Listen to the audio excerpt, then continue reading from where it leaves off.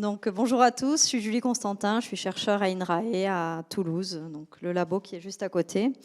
Et donc, dans le cadre du projet 3C2A, on a travaillé sur la modélisation des impacts donc, de ces doubles cultures en se focalisant sur le cas du soja et du tournesol dans le sud-ouest.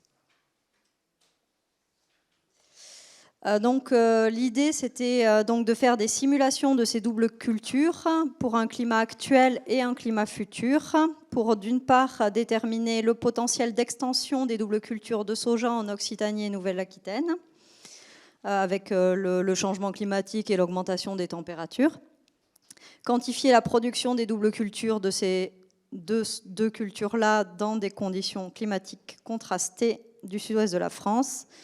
Et on voulait aussi, et c'est un des avantages de la modélisation, c'est comparer l'impact de ces doubles cultures à laisser le sol nu à cette période-là, derrière une culture de vente classique, ou à des cultures intermédiaires non récoltées, type directive nitrate, SIPAN, et sur les impacts sur le drainage et la lixiviation de nitrate, pour voir si ces cultures étaient finalement aussi efficaces ou pas que des cultures intermédiaires classiques non récoltées pour limiter les impacts environnementaux.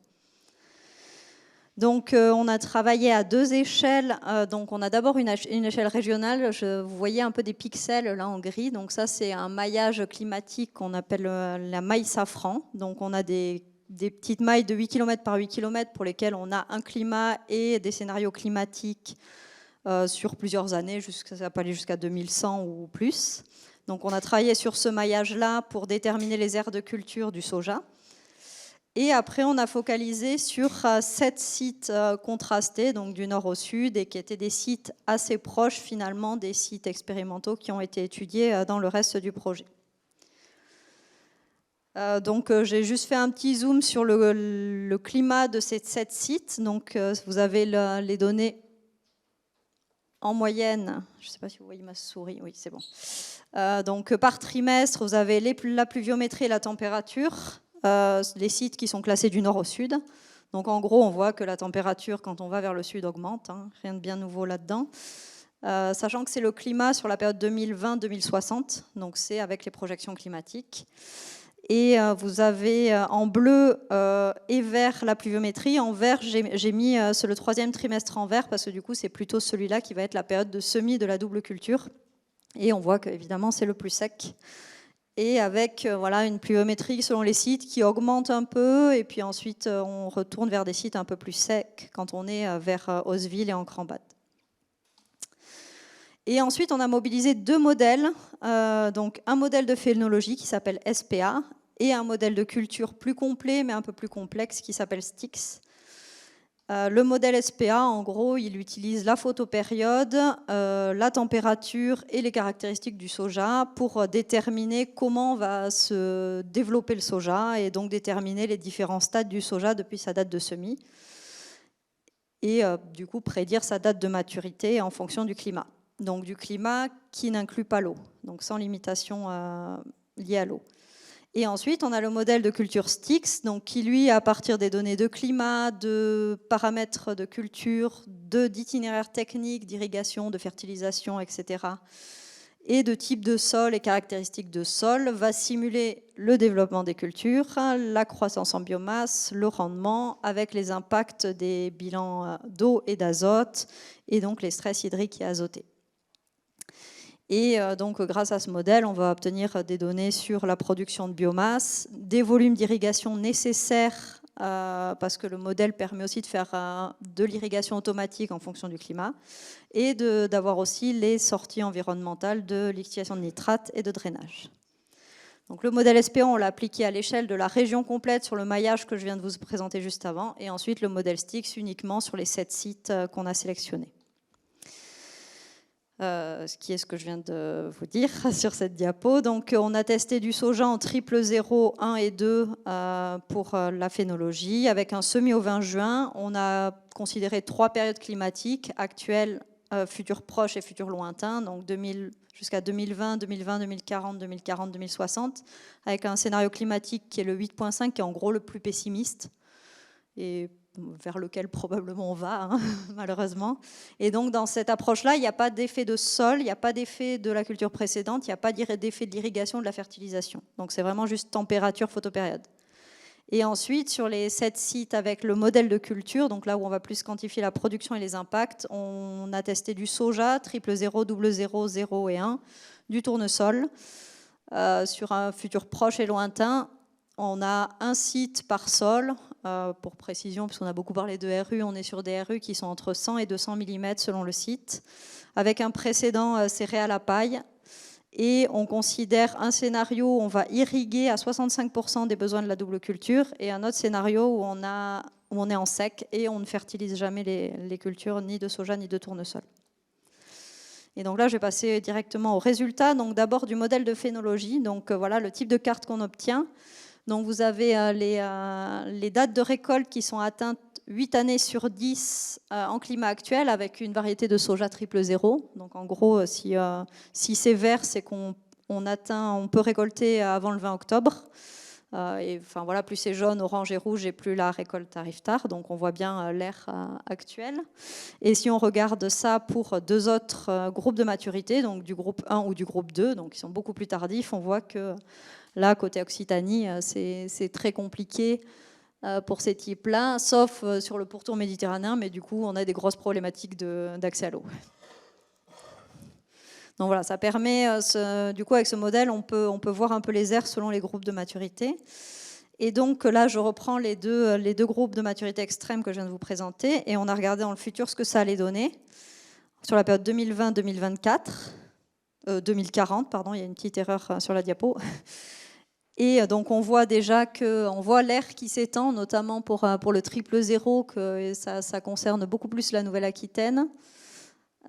Et ensuite en 2040-2060, cette fois-ci, où on voit que même avec du soja groupe maturité 2, devient possible en termes de longueur de cycle dans le sud-ouest, alors que ce n'est pas du tout le cas aujourd'hui.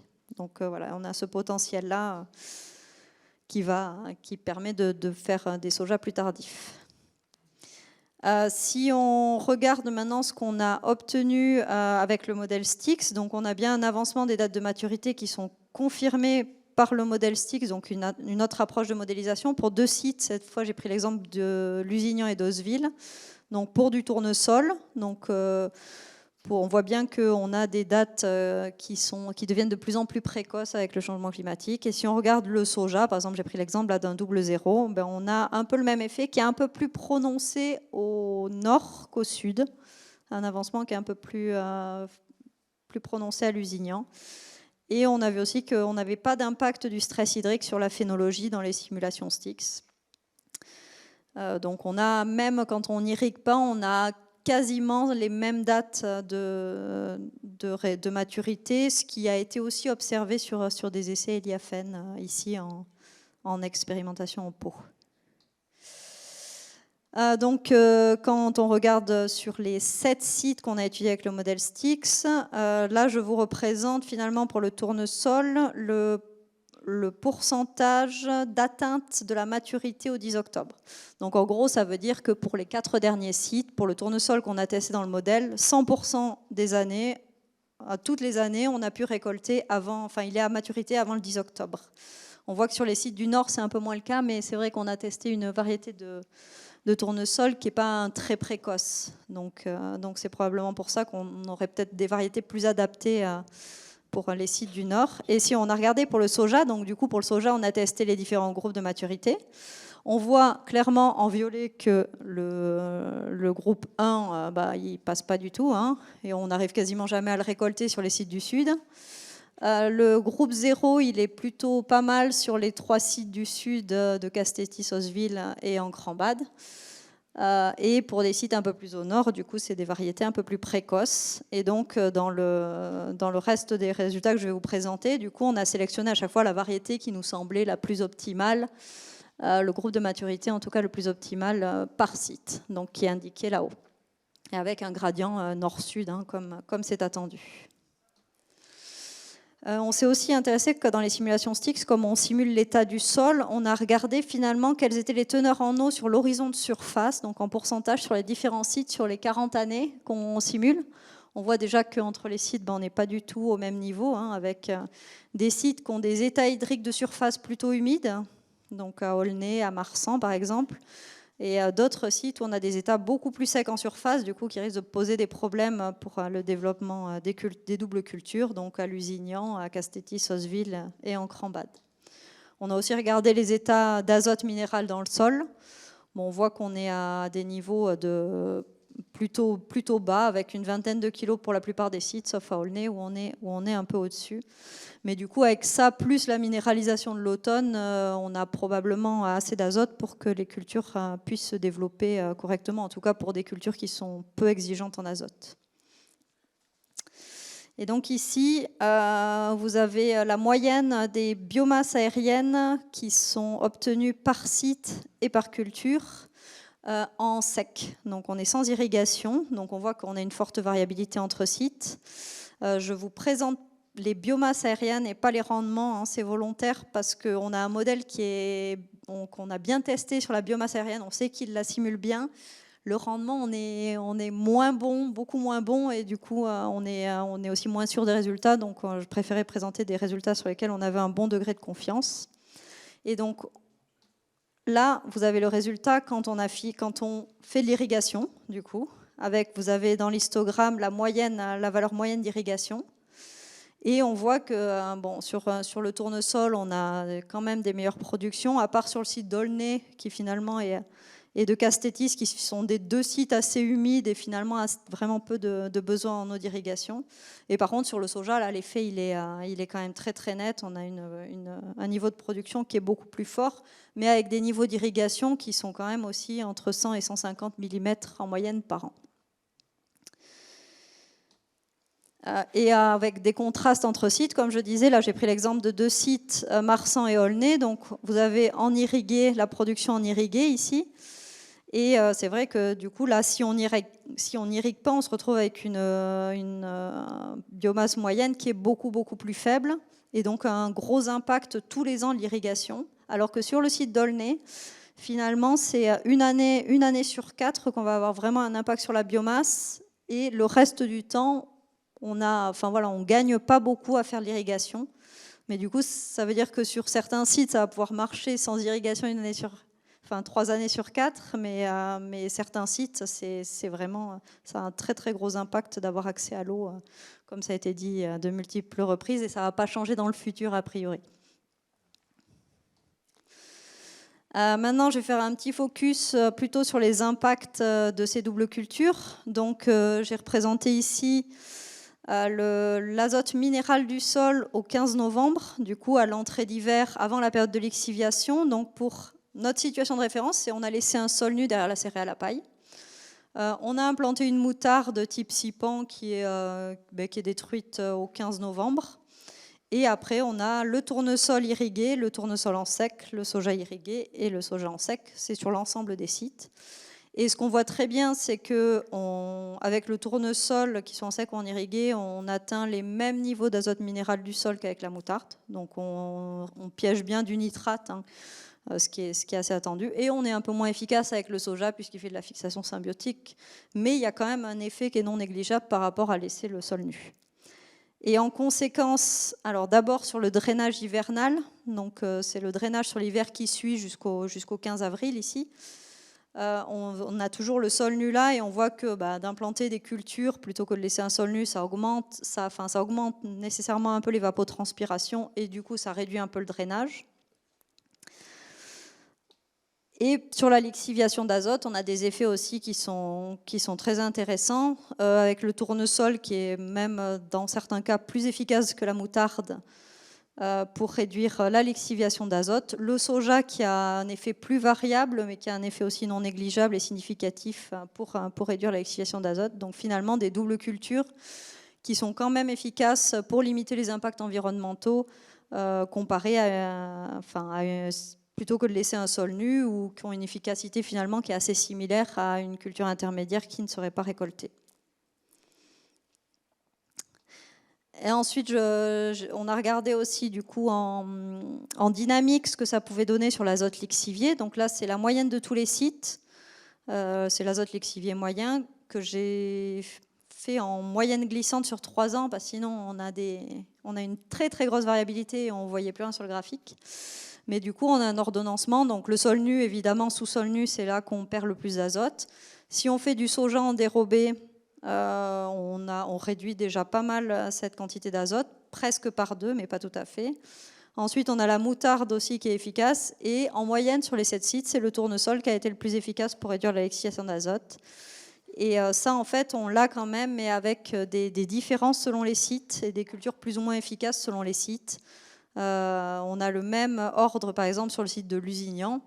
Mais si on regarde le site d'Osville, c'est le soja est aussi efficace, voire plus efficace que la moutarde, et le tournesol est encore plus efficace pour réduire la lixiviation. Donc voilà, donc c'est juste pour enfoncer le clou de l'efficacité de ces doubles cultures pour limiter les impacts environnementaux. Et en plus, elles permettent aussi de stocker du carbone via le système racinaire et les chaumes qui ne sont pas exportés. Donc c'est aussi un effet positif vis-à-vis de la mitigation du changement climatique. Et donc pour conclure sur ces travaux, donc on voit bien qu'on a une confirmation de l'avancée des dates de récolte et un accroissement des possibilités d'implanter des doubles cultures dans le sud-ouest avec le changement climatique, en particulier des aires qui remontent vers le nord de la Nouvelle-Aquitaine, mais un besoin d'irrigation dans la plupart des cas, soit pour stabiliser la production ou pour atteindre déjà des moyennes de biomasse intéressantes pour que ça puisse être rentable. Ensuite, on a des doubles cultures qui contribuent significativement à réduire la lixiviation de nitrate, des niveaux différents selon les cultures, mais après elles consomment de l'eau, donc voilà, c'est voir quel des deux selon les enjeux aussi de gestion quantitative de l'eau selon les régions. On a aussi un intérêt de la modélisation pour compléter l'évaluation des performances qu'on a chez les agriculteurs, que j'ai pas trop présenté, mais du coup on peut quantifier les impacts environnementaux et on peut aussi, grâce à ces modèles, faire de l'aide au diagnostic des causes d'échec en quantifiant notamment les stress hydriques et azotés qui ont lieu au cours de saison, et donc ça peut être un outil de diagnostic intéressant. Et pour finir, juste pour dire qu'il y a toujours des travaux qui sont en cours pour mieux simuler le rendement du soja en double culture. Je vous ai dit que je ne voulais pas présenter parce qu'il était pour l'instant pas satisfaisant. Et donc, on va essayer de tester la faisabilité, la productivité à l'échelle de la France entière cette fois-ci, et les besoins en eau associés de ces doubles cultures en essayant d'élargir encore l'aire géographique sur ce travail. Et je vous remercie.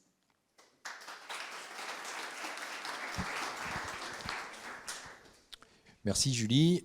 Alors, on a le temps pour quelques questions peut-être, si vous en avez. Christelle.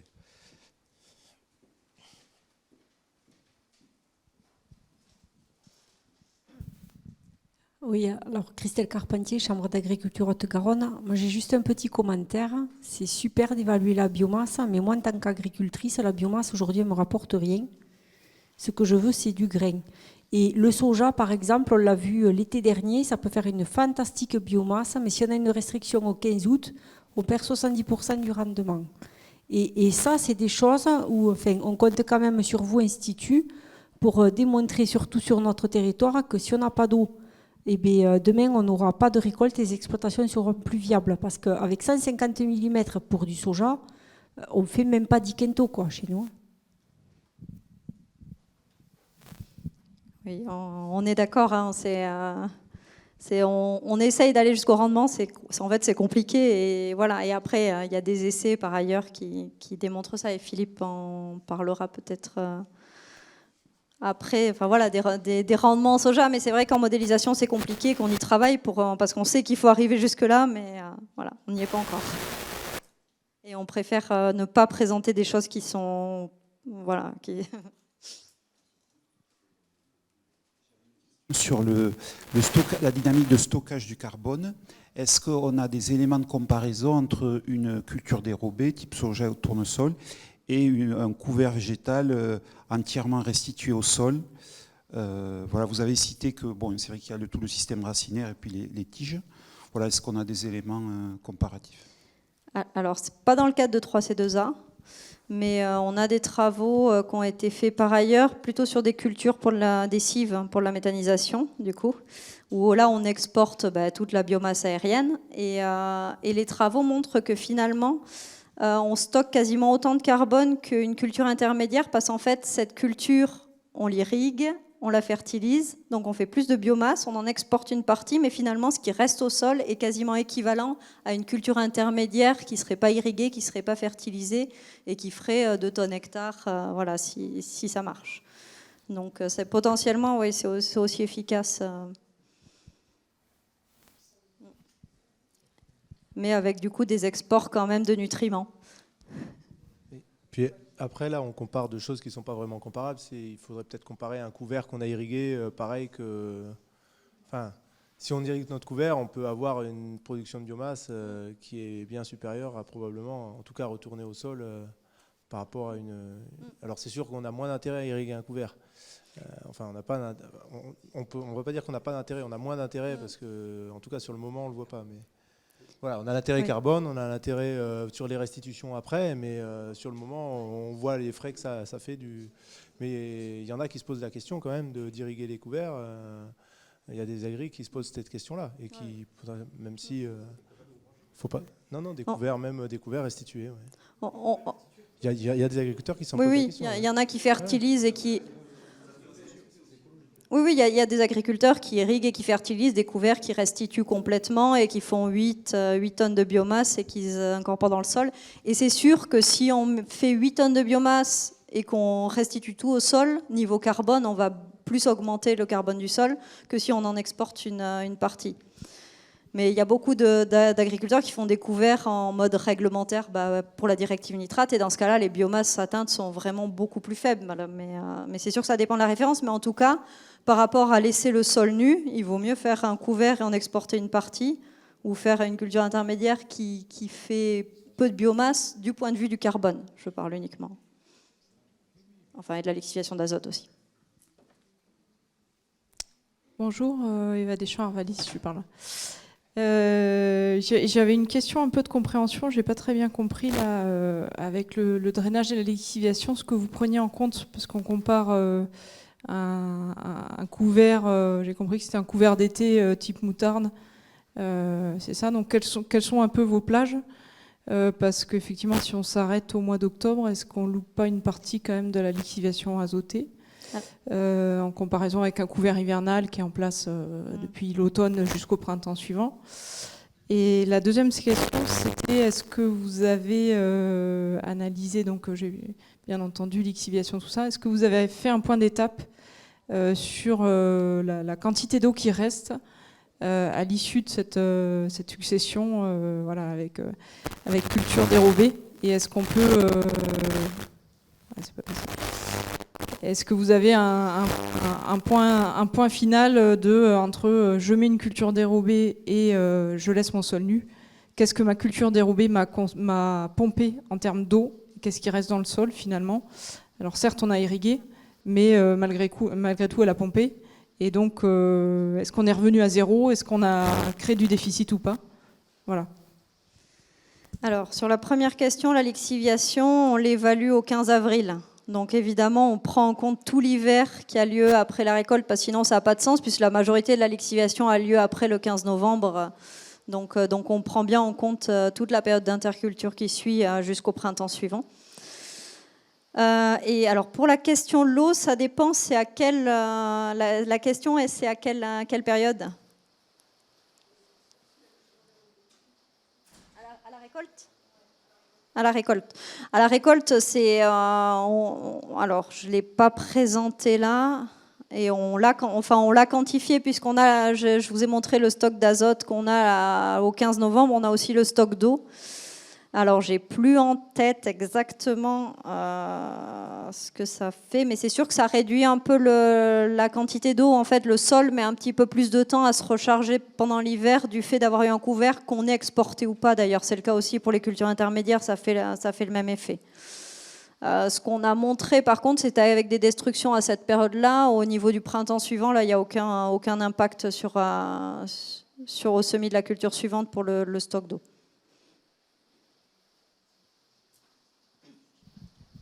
Bien, merci. Je vous propose de poursuivre.